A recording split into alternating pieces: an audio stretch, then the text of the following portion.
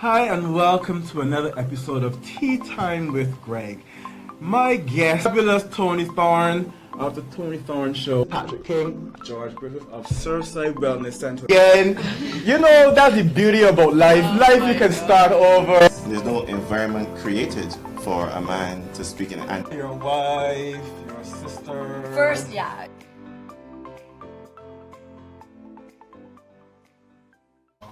Jeremy watching. Hi, Stephen. Another episode. You know when you're doing live television, things always go Murphy's Law. But anyhow, so the bell has been rung, and we have lots of tea, we have lots of coffee, because it's going to be a really interesting show today. So on my right, I have Stefan Newton, and he is the NUPW intern. Crystal, you are a certified internal auditor. Peter Wickham and Rudon Eversley, political analysts and consultants. Thank you so much for joining me on this special episode of Tea Time with Greg. The bell has been rung. How do y'all feel? Let's start with the ladies first, and then we will go around. I feel relieved. I think many Bajans would feel as though it is the first step towards some certainty within the country, because you felt like you've been swimming in unfamiliar waters, and regardless of whoever's in power, it's another step to being able to say, this is the government that's going to be taking over next. We can start looking at forming policies and getting on to the business of running the government, as opposed to being in this state of limbo. So I, for one, I am pleased that it has been announced and that we can now start setting our sights towards building the future. Stefan? Just correction first, I'm not affiliated with the NUPW, I'm UNDP, correct? Oh, sorry, my bad, my correction. It's okay. As a young person, I think many of us feel excited. I know a lot of us are frustrated at the current situation, so it's a welcome relief to have the elections called at this time. And I think persons are really looking forward to change right now. Peter? Yeah, no, I think I echo the views of others. This is an unprecedented period of pause, and I feel like we've been on pause for a while, and I'm quite relieved when I heard it today. I have some strategic concerns about the actual timing of the announcement, but we can get into that later. I think for now, I'm just happy that we know when this thing will happen, and I believe that the country is anxious to get this out of the way so that we can start to look at what comes next. For me personally, the announcement was like an anticlimax. It had no impact whatsoever on me. I've been looking for elections late last year, but I'm relieved for Barbadians, because in my moving around the country, it is quite clear that Barbadians for a long time have wanted to see this day, and it has come. And I think it is a great opportunity for a new beginning. Barbados has to change, and not only in terms of a government, we have to change our whole governance system. We have to be more outward looking, and I hope that this is the start. I'm an oldster now. I have two youngsters. We're as old as we feel. you got many more years. Oh yeah, but I mean I'm in my 50s now, so you know. But It's taking the order of age. You do that. yeah. So I mean, Oh, actually, yeah. my two children are in their 20s. I mean, this is really their time, Yeah. and I'm more concerned about them than I'm about myself. It's a new world.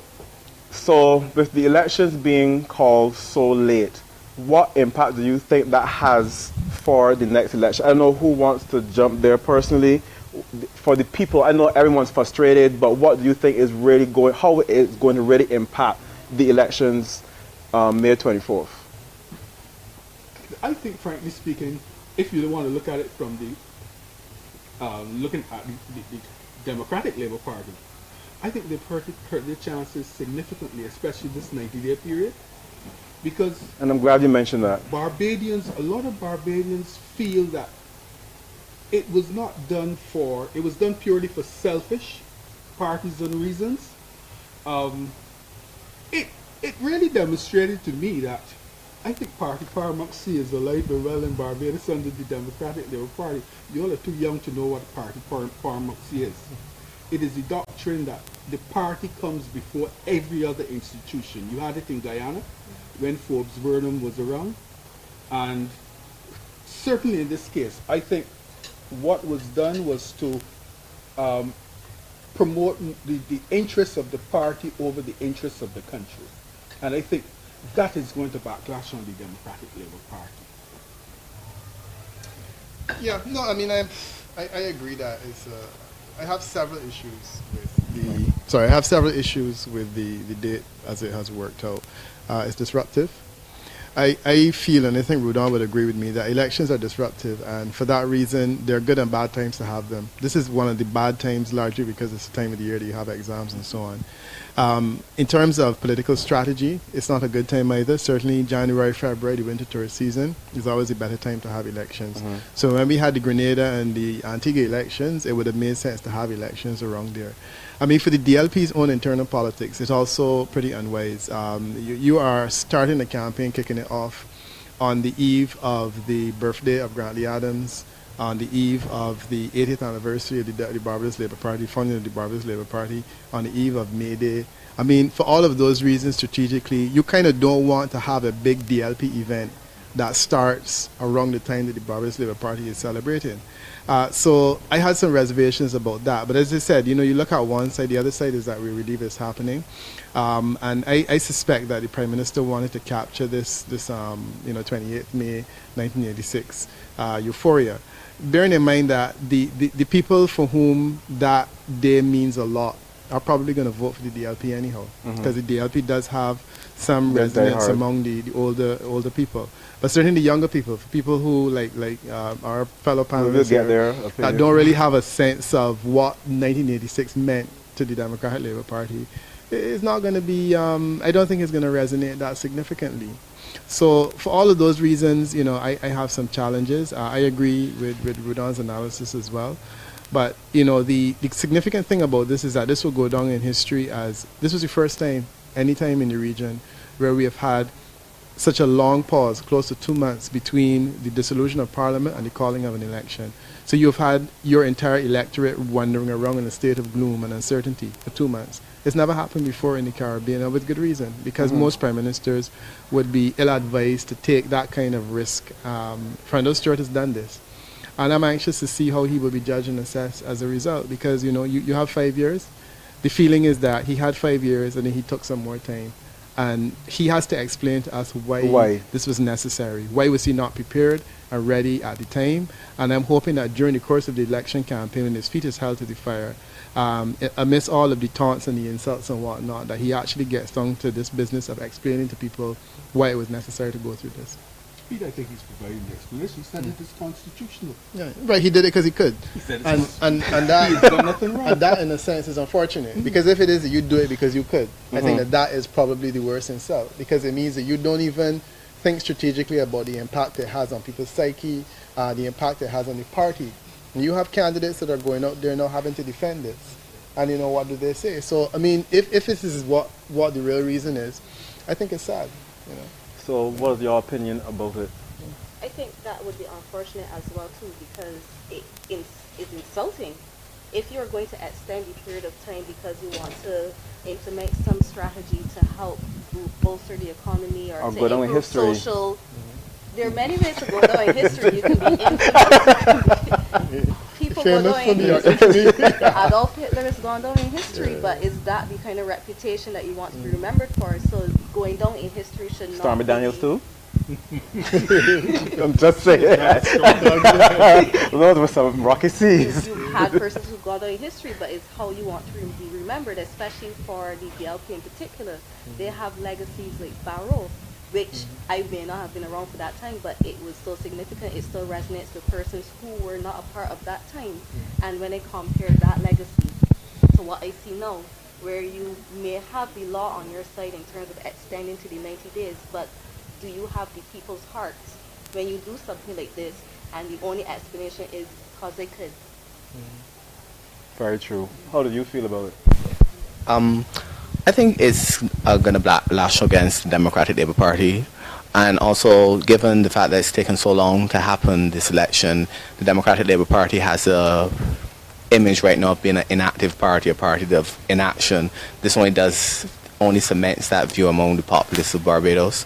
I think also the timing is bad.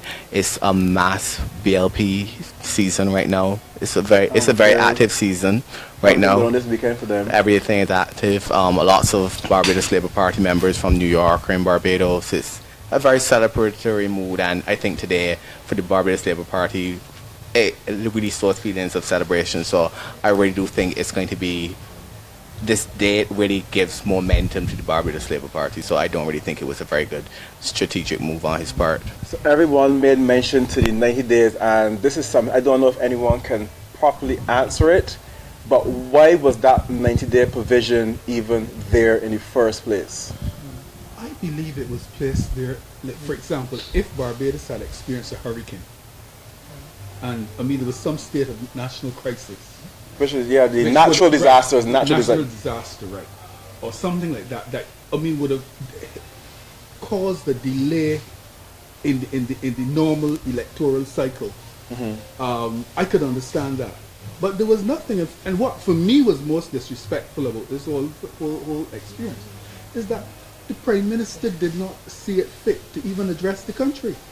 In an unusual situation like this, if I were advising him, I would say to him, boss man, I think you need to speak to the country and explain why is this necessary.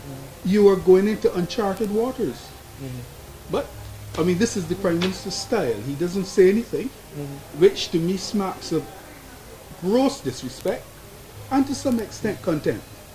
Yeah, the thing is, Greg, that the Westminster system has a lot of peculiar features, and one of them is that it tends to say things without saying, because it understands or it assumes that you're operating in an environment where people would know what they should and shouldn't do. And this is one of them. The discretionary period is given, but nothing is stated regarding why it should be used. And I believe in United Kingdom, Rudon knows more about British history than I do. But the only time it's ever been used was during the war. Right, and we've never had in the Caribbean, there are a couple of instances that I've studied where it's been used.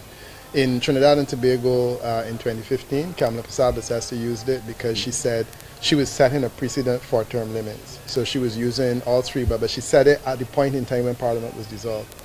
In Antigua in 2014, Baldwin Spencer decided that he was going to use part of it because he was waiting on the court to deliver a decision that was critical to the setting of the election day. So he dissolved Parliament, and then he went on. I racked my brains to find another time when Dominica in 1979, when you had a political crisis where you had the downfall of Patrick John, and then Hurricane David struck Dominica, and I think they had to put back the election. Right. So we have three concrete examples. And this is the first time, and I appreciate that Rudon. This is the first time that we actually have a situation where Parliament dissolved itself. And the election is almost called. Right, election almost called itself. And as Rudon said, we haven't had an address, because I remember it was in Antigua in 2014 when Parliament, the Prime Minister dissolved it a day before it dissolved itself, and he said, I'm taking this decision, I'm not announcing the election date because of the following reasons. When the court comes back, and the moment the court came back, he set a date, because the feeling is that you don't want to have people wondering. And the other thing is Parliament being recalled. Now, there's a provision where Parliament can be recalled, even though it's been dissolved. And that was done in Antigua, largely because they had the CLICO issue. Okay. My question is, if something like that happened in Barbados, without the date being set, it puts the Prime Minister in a situation where you have to set the date, then recall. Okay, we're gonna take a break, and we're gonna right back. Remember to like and share the Teatime page, like my page, Teatime with Greg. And today we had a special sponsor with his Elite Vibes. You can check them out on IG, and we'll be right back with more Teatime with Greg.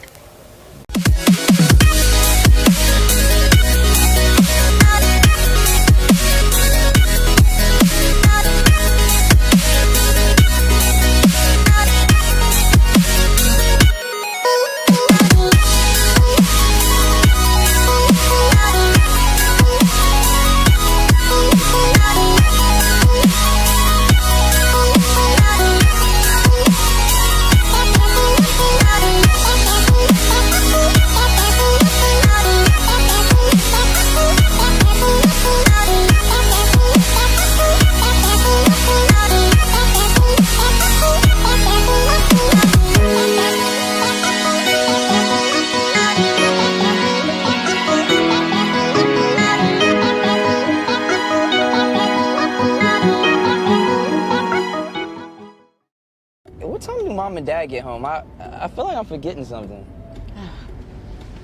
But what could it be? I have to remember to do everything. Oh, babe, look. Jay remembered to start the washer. Jay? He is so responsible. I wish Kylie could be more like him. What? I did the laundry. Really? Tell me about that. The new Kenmore Smart Washer and Dryer. Be smart, be connected, be amazing. Exclusively at Sears.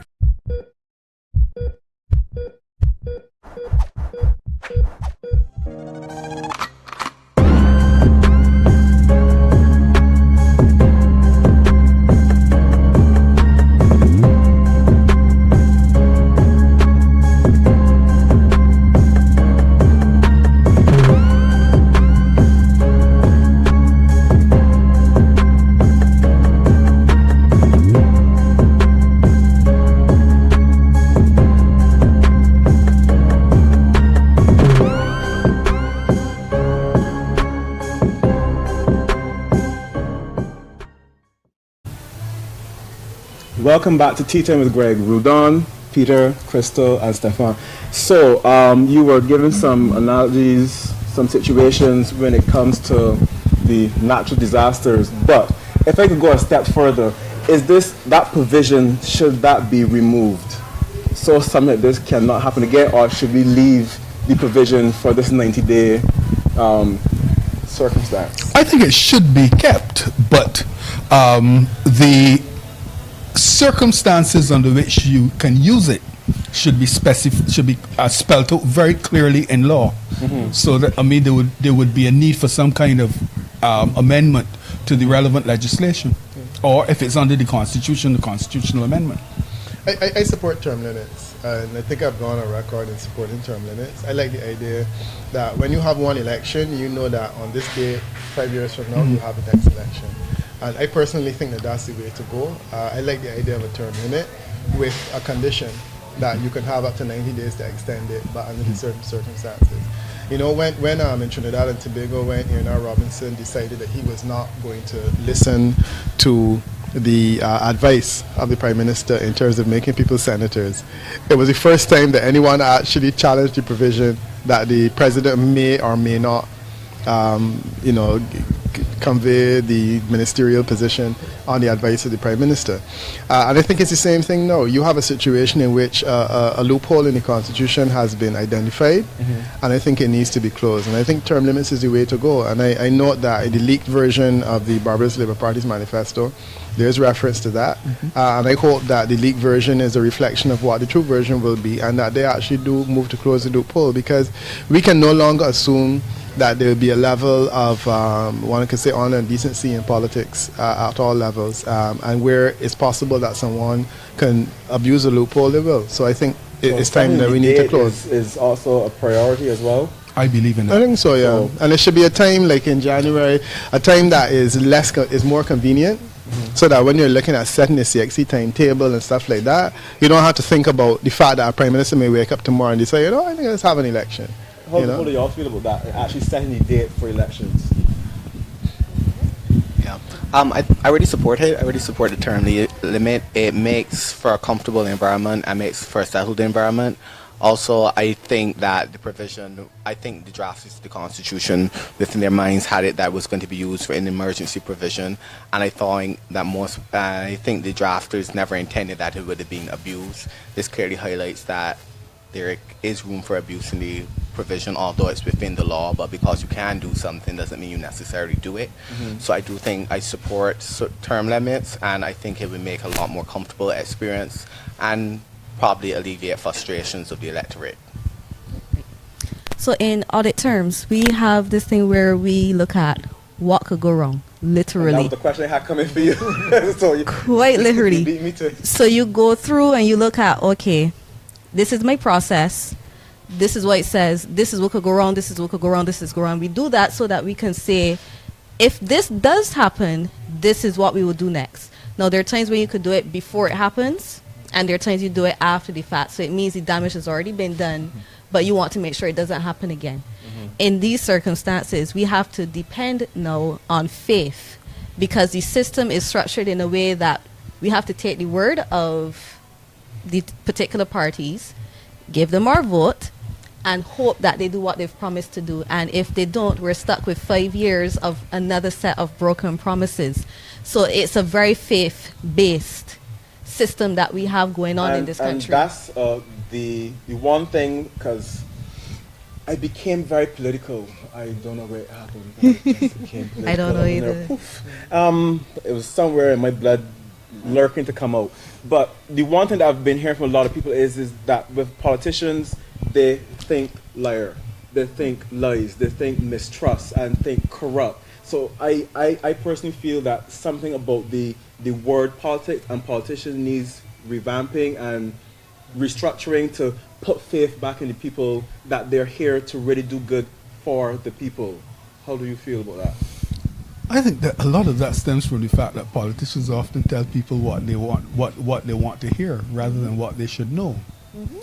I mean, that's one of the reasons why I have resisted the temptation to enter elective politics, because I might not last very long.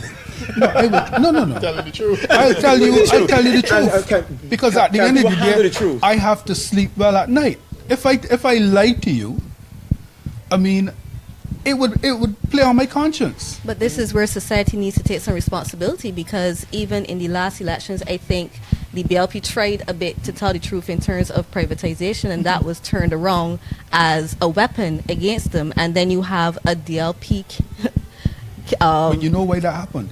Because our people generally are not economically literate. That's fine, but right? then you And have, it as a is society, you exploited. have to hold them. You have to hold them accountable to the fact that the very thing you used against this party is what you then turned around and did within your tenure. Yeah. So we have the Hilton being sold at power prices, as far as I'm concerned, because the valuation that was done.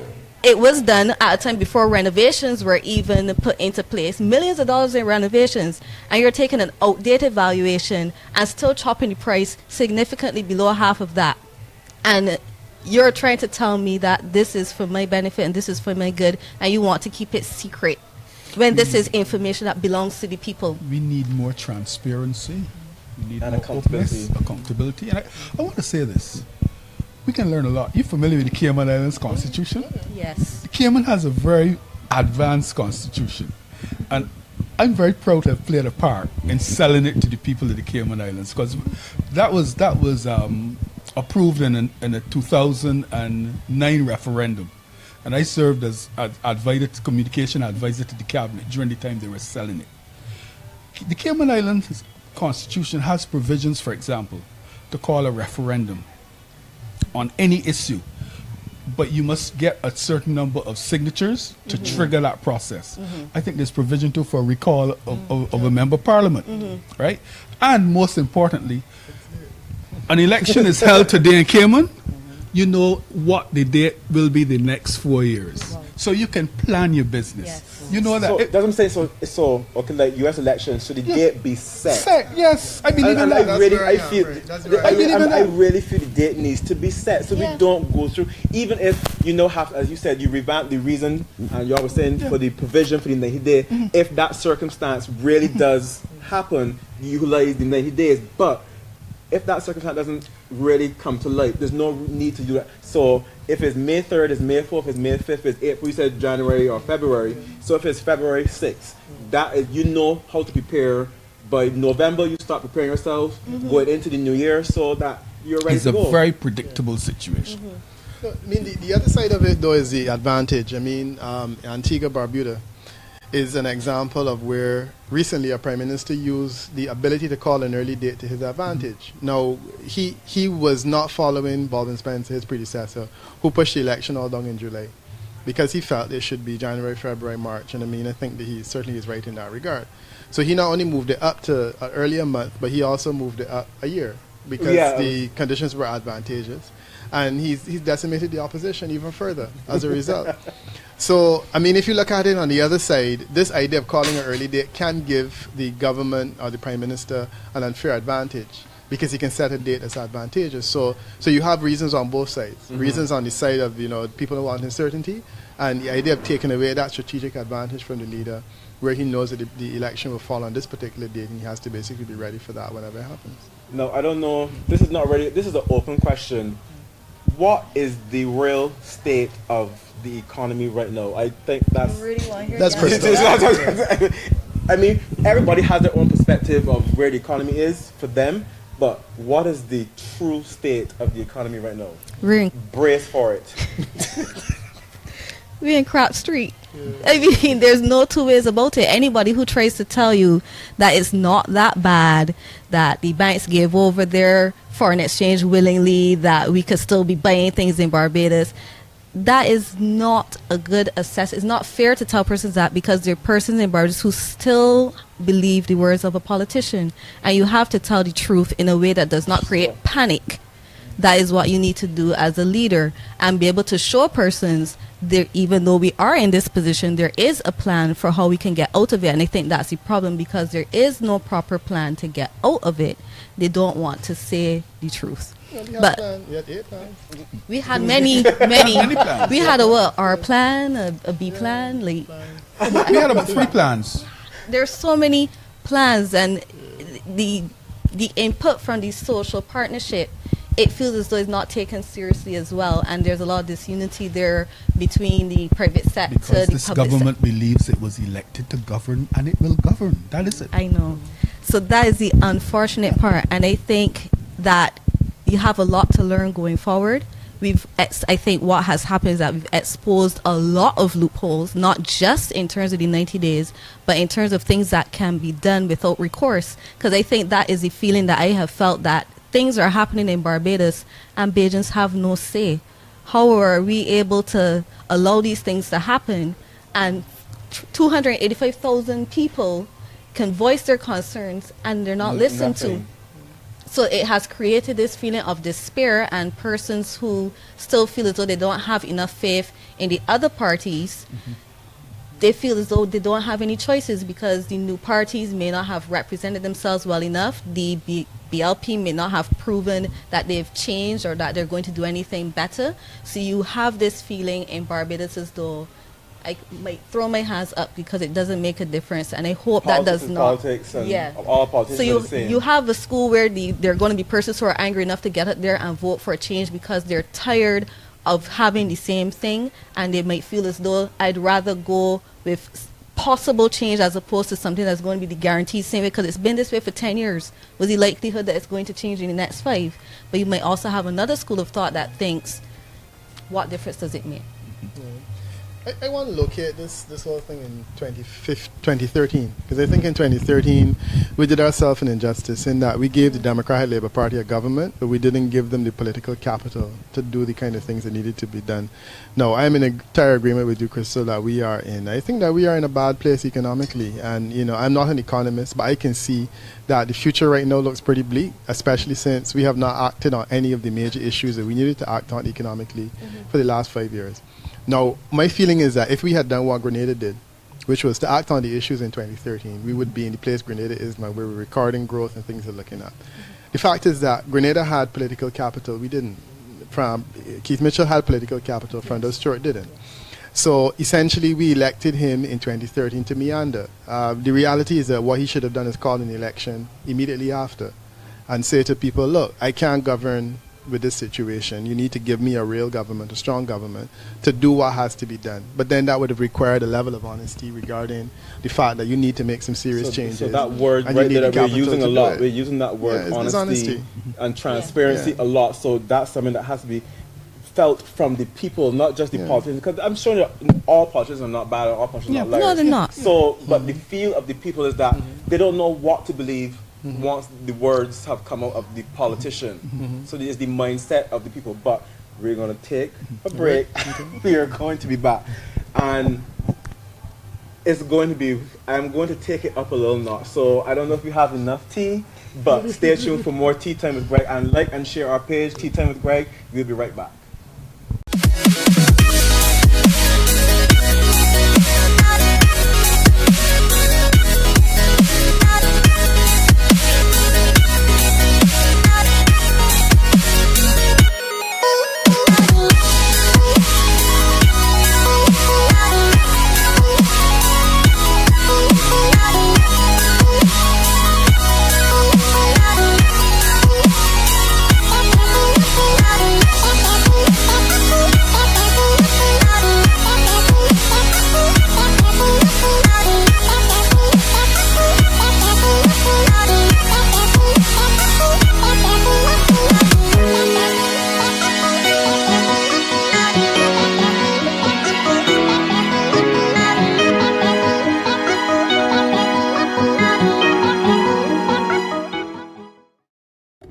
Mom and Dad get home, I feel like I'm forgetting something.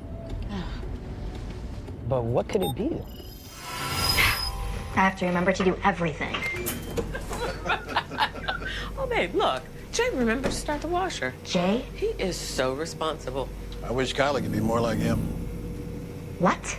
I did the laundry. Really? Tell me about that. The new Kenmore Smart Washer and Dryer. Be smart, be connected, be amazing. Exclusively at Sears.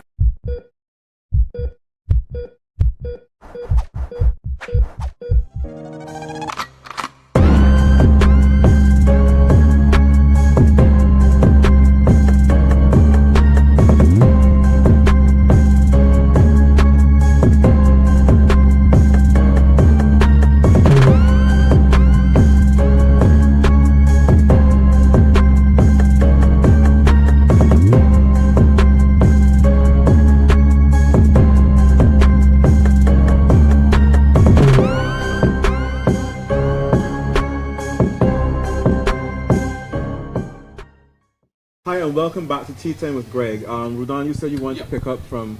Yeah, the point that Peter made. I appreciate Peter's point about the government having a shortage of political capital because of the result of the last election. But in the circumstances, I didn't see that as a handicap in terms of its ability to respond effectively to the challenges with the economy. Again, if I were advising them, my approach would be to go to the people, because I believe that the economic crisis can be solved with the support and the cooperation of people. But you have to level with them. I mean, I would have gone to the people, I would have put my cards on the table, and I would have said, look, this is the situation we face. These are the options that are before us. Some are going to be very bitter, but we cannot escape them. Tell us what you can live with. Tell us what you cannot live with. I see why you had reservations. Tell us what you can live with. Tell us what you cannot live with. And if you have any ideas, put them on the table. We are willing to entertain them. So that what you would have had at the end of the day was really a plan that was based on ideas, the solutions put forward by the people. So that when you move forward with implementation, you can always say to them, look, this is not so much the government's plan. This plan was initiated by the government, but you then made a contribution to it. So this is really a people-based solution to our problems. Right? You kind of answered, you kind of answered the next question, what can we do as a people? Because everybody want to know how can they contribute. So what can we do to help create change? And so, but a lot of people are so, because they have been victimized for so long, people are afraid to voice their opinion in any form, and they're afraid to be a part of the change because they don't know what is going to come with that change. But so Barbados is controlled by fear. There is so much fear in this country. I mean, I'm a journalist. I write a column in the paper. I call a spade a spade.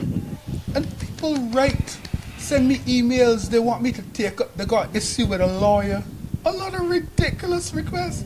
I want you to write on this. I said, but this issue, it is not of public interest. You got to learn to deal with it. On the radio, people will call and say, why you say this? Because I am afraid to say it myself. And the response of Barbadians, whenever you tell them to stand up for something, me, boy, I don't want nobody fire me. I got my 2 children to send school. I got my mortgage to pay.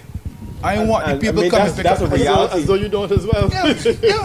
Those are the things that Barbadians say. That's a fact. It keeps them, it just restrains Barbadians. As a young person, Stefan, how do you feel when you hear stuff like this? And I know you are very opinionated, so that's not a problem for you. I think right now this conversation is going to need to be had right now during elections. How do we go forward? And participatory democracy, we have this kind of, especially the last 4 years, we had this kind of command and direct kind of government.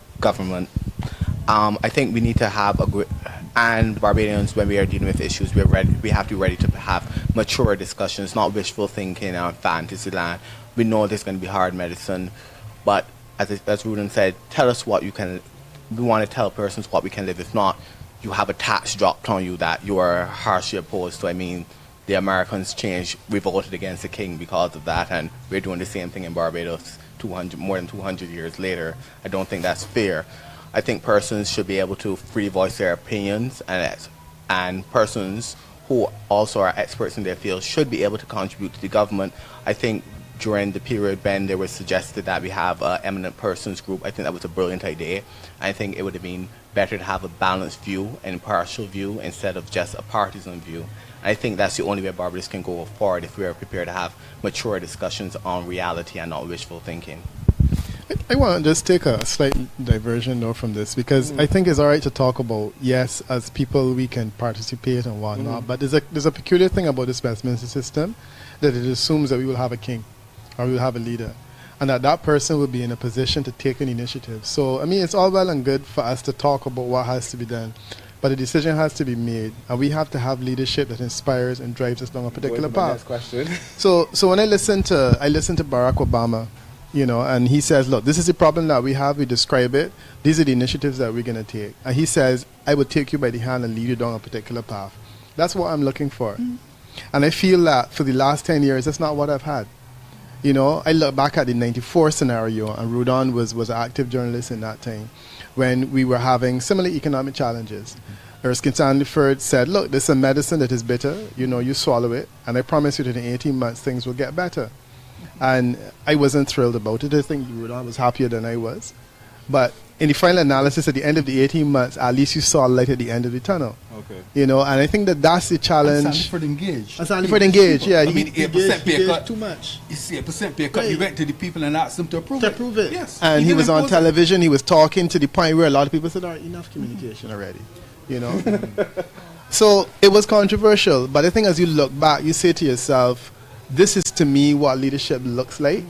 And I don't mind the pill being bitter. I don't mind. I just want a leader to say to me, okay, Peter, these are the options that we have. This is the option I have pursued. You know what we don't want. We do not want our dollar devalued. Right? That's a fundamental no. I think around that you can negotiate several other things. We don't want layoff in the public service, but I think that we all appreciate it's something that will have to happen one way or the other. And it did. You know? We don't like privatization, but it had to happen, and it did. So we can negotiate around those things. You know what we can't do, and you know what the options are. And I think that it is really for the leaders to say, look, this is what we're going to do. We're going to take you by the hand. We're going to deliver whatever. And I promise you that in 3, 4, 5 years even, that things will get better. And that's the part that's missing. Because 5 years down the road... That was my next question. How important is true leadership for the next election? Leadership is critical. That was literally leadership. Everything just flowing so nicely. So that was my. If you look at the animal kingdom, the leader, leadership matters. Leadership inspires. It motivates. I think Mufasa was a leader, right? Who's in Lion King? Mufasa. I really don't watch movies. Yes, he was. So we need a Mufasa. Go ahead. I think the issue is that whoever gets the reins next, they're going to have a very sobering task. And the people of Barbados have to make sure that when they hear certain buzzwords, they do not have this fear. So there are options, and I have an article on the Nation blog, Crystal Clear, where I spoke about the options that you have, because we're not the first country that has gone into junk status. We're not the first country that has had numerous downgrades, and there were multiple examples, Iceland being one, where they were able to raise themselves from junk status back to investment grade. So it gives you some hope that it can be done. But it took a great deal of work and a great deal of sacrifice, but they had a plan.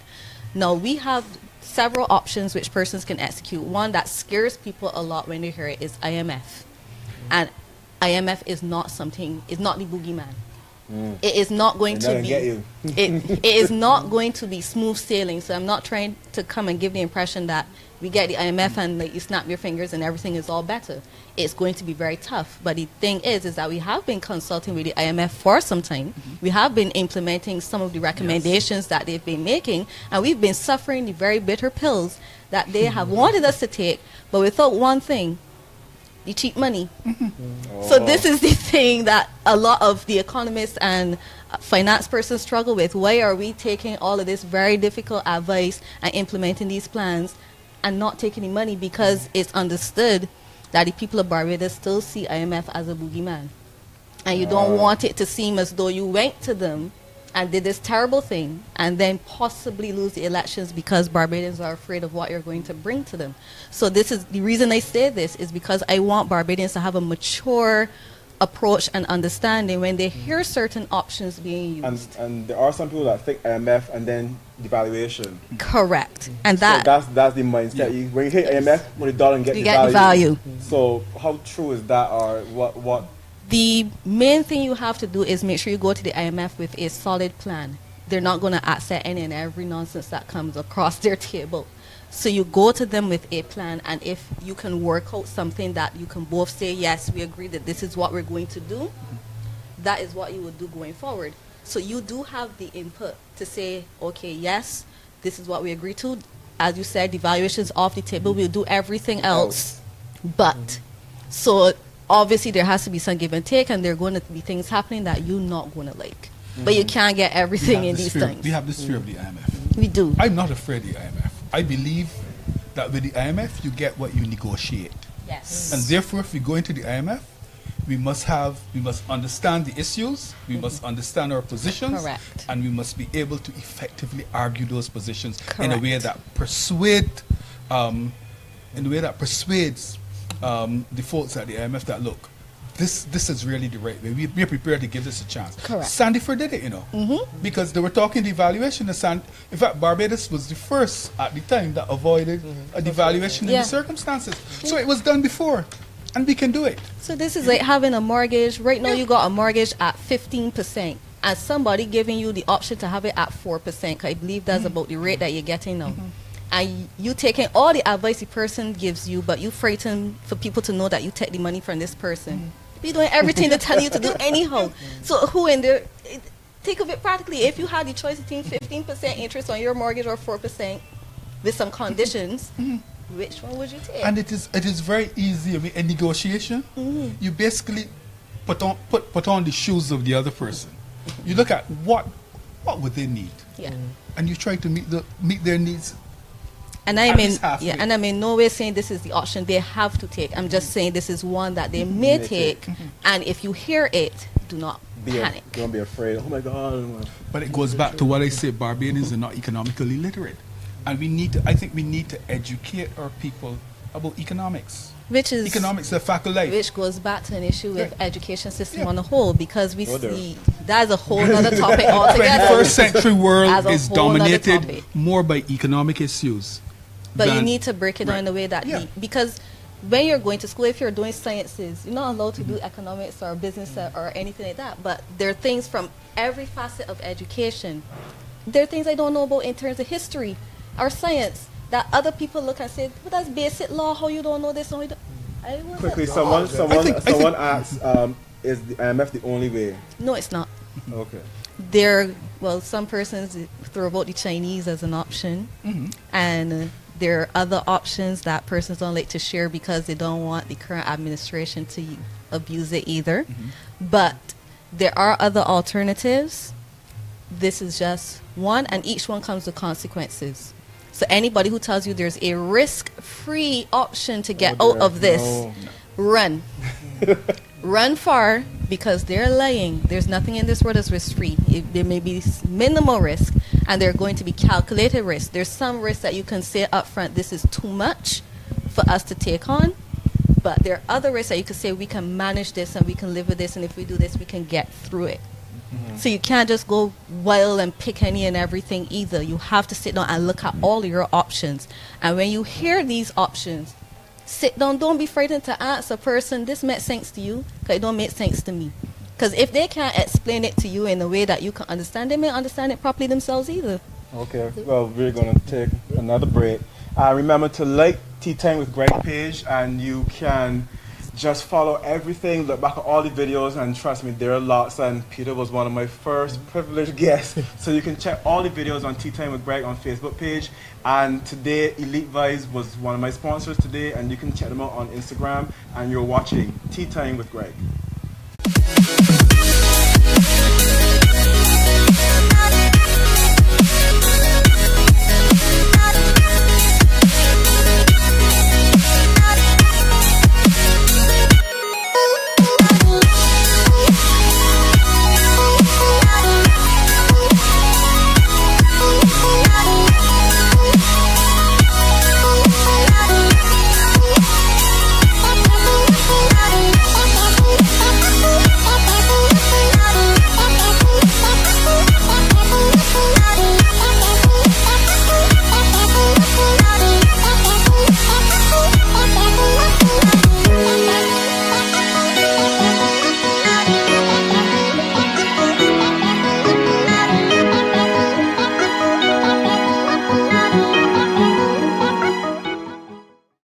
What time do Mom and Dad get home? I feel like I'm forgetting something. But what could it be? I have to remember to do everything. Oh, babe, look. Jay remembered to start the washer. Jay? He is so responsible. I wish Kylie could be more like him. What? I did the laundry. Really? Tell me about that. The new Kenmore Smart Washer and Dryer. Be smart, be connected, be amazing. Exclusively at Sears.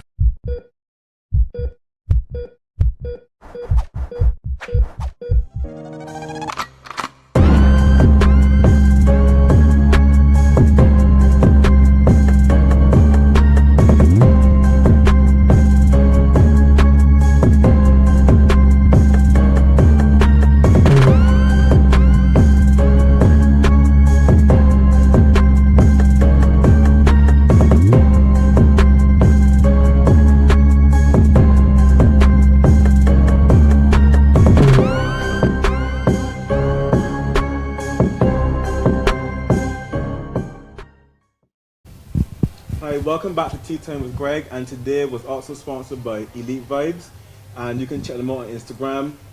A lot of discussions always happens behind the scenes where we're at commercial break, and I was talking about the fact that the electoral process is changed and it's going to be more transparent, and people can be accountable for any wrongdoings. How do y'all feel about the changes that have been made to the electoral process?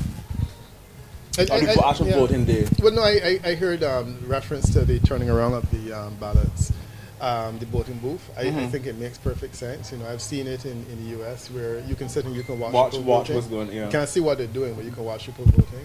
And it has the lens of transparency, so I like that very much. I like the idea of people depositing their phones and so on before they go in. It makes perfect sense. All of these are changes which I think are long overdue.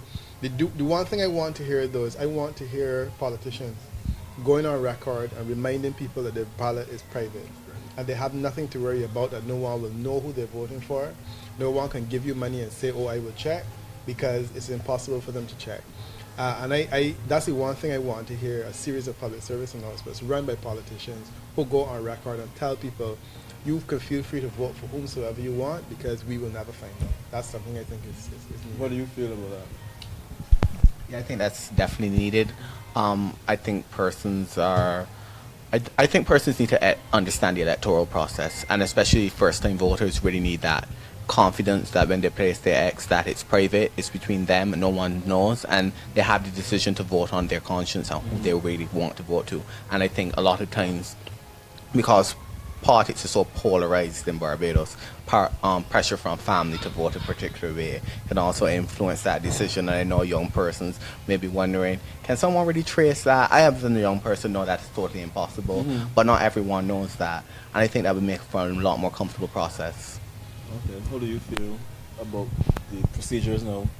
Anything that helps in the fight for transparency, I'm all for it. And I take all the baby steps, and I hope it paves the way for more transparency, because I think sometimes for some politicians, they feel captive to the way things are as well.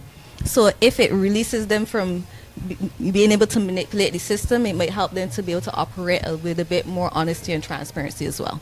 So, let me jump into it because the time draws near. The voting day, Peter. Is there anything you can say when it comes to what you feel about election day, and are you not putting anything out there yet? Oh, you mean what's likely to happen? Yes. Oh, that, I mean. You're putting me on the spot. No, I mean, I can tell you based on the polls that we did, the last published polls that we did in 2017, we were seeing a shift towards the Barbados Labour Party that was significant.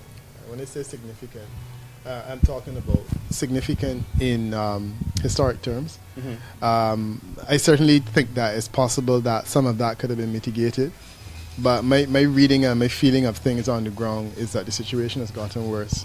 I think that the Prime Minister would have done a lot better, the DLP would have done a lot better in January.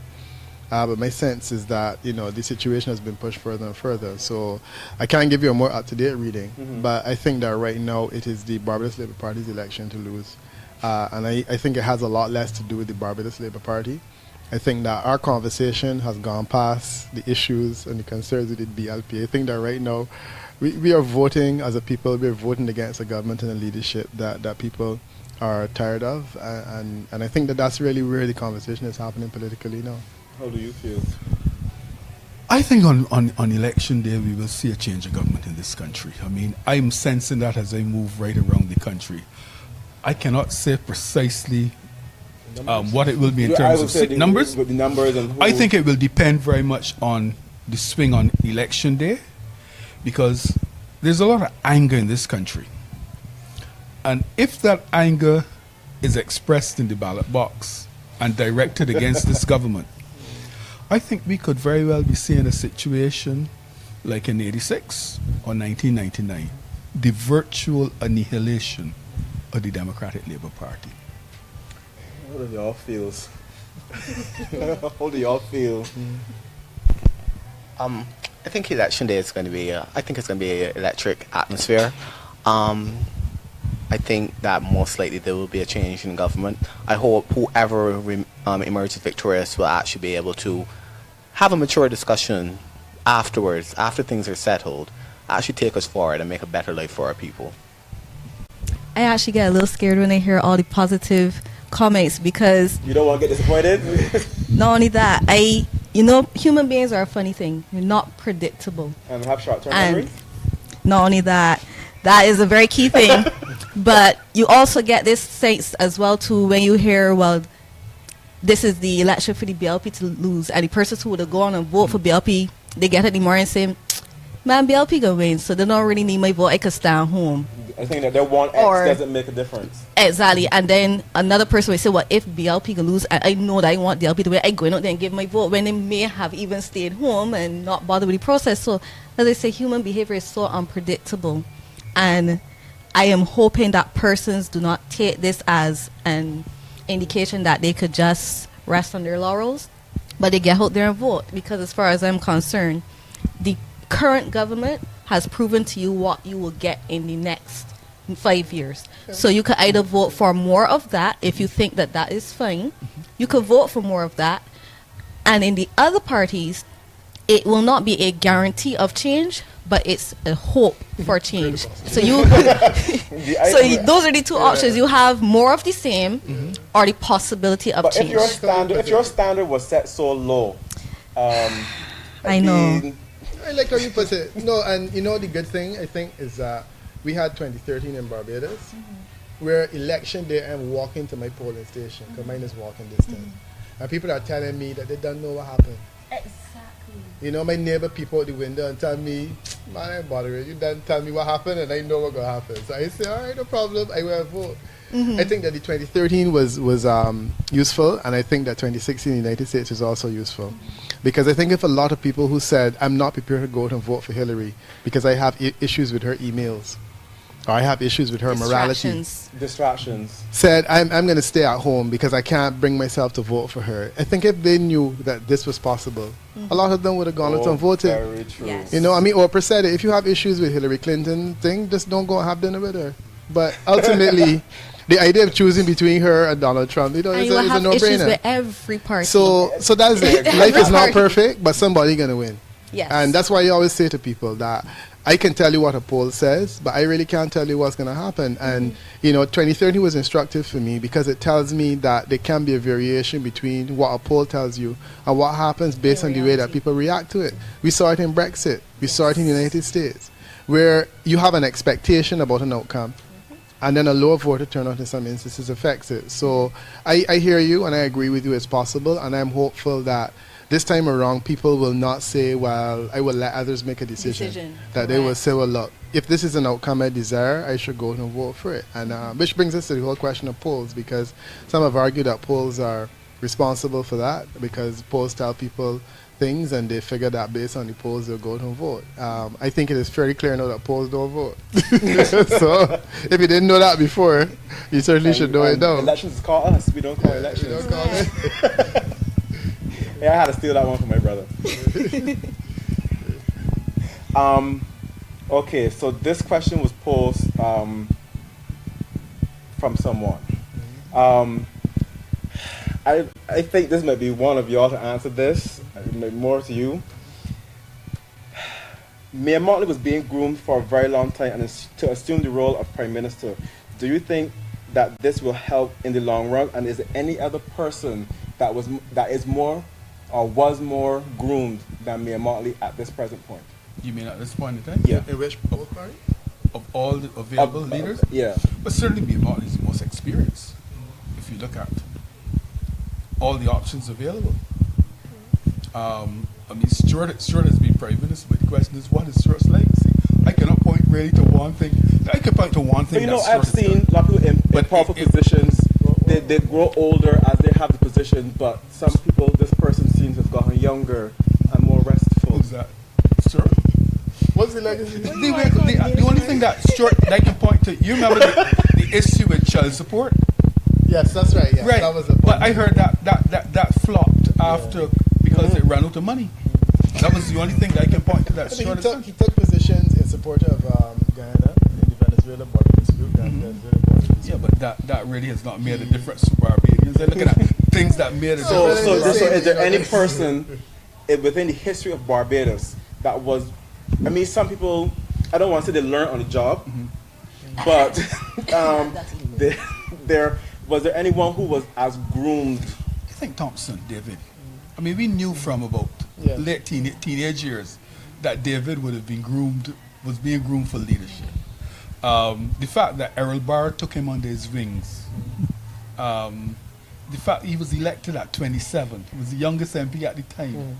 I think all of that suggested quite clearly that David was being groomed. Okay. Yeah. I think in many ways Chris Sinclair would have been in that group too. Yeah.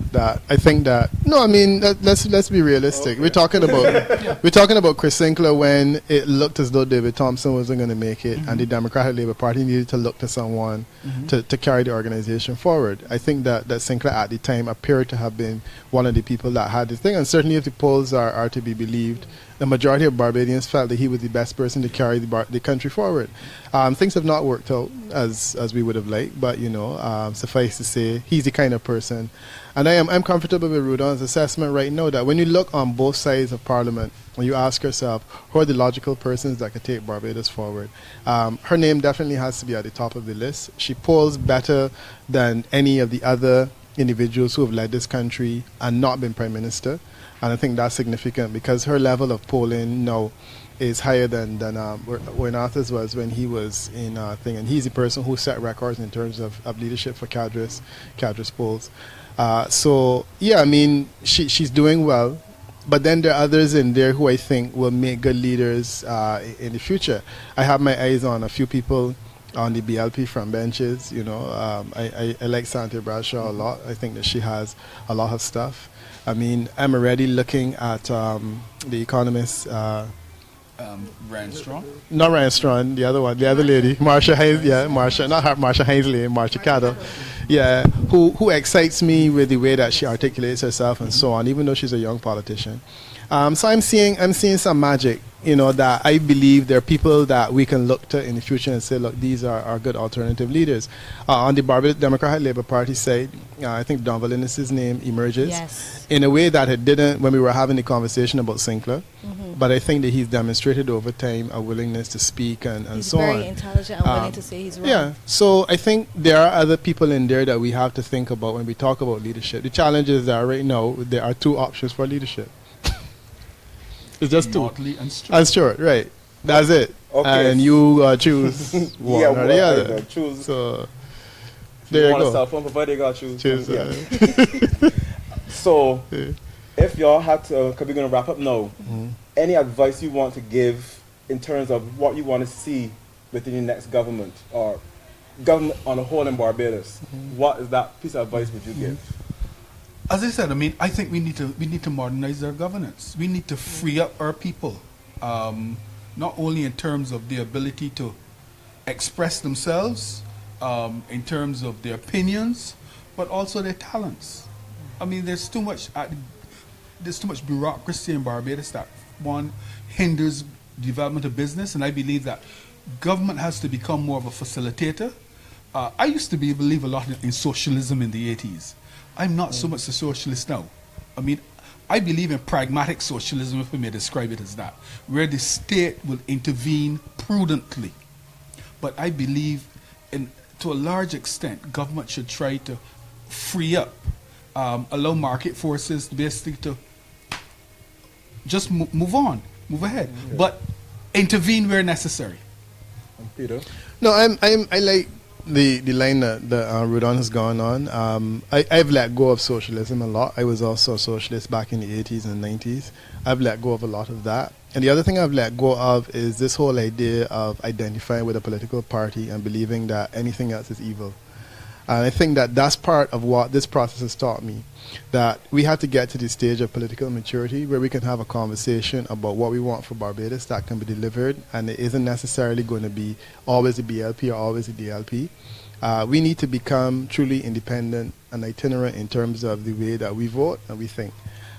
So if I'm interested in Barbados now and someone puts forward an option and I think it can work, I think that we have to do that. So I like what Rudon is saying. Political maturity means letting go of philosophical moorings that we may very well still identify with, but have to be subject of conversations in the context of what's going on currently. Okay, so we can wrap up. So your input. My very quick input is I'm looking for a leader who is open to innovative ideas, and I think a person who surrounds themselves with persons that you hear them and you can hear that they're thinkers and not just coming up with random ideas, but things that you can hold on to and see that they have substance. A person who surrounds themselves with, at least you're not going to get a full party of that, but with enough persons where you could say, yes, this person has surrounded themselves with innovative thinkers and they look as though they're willing to have them speak and listen to them and take their input. That's the person that I'm going to be going with, because we have learned that one leader alone can't do it. They need a strong body, and not just a strong body, because the DLP does have candidates that have high intelligence, but they need to be listened to.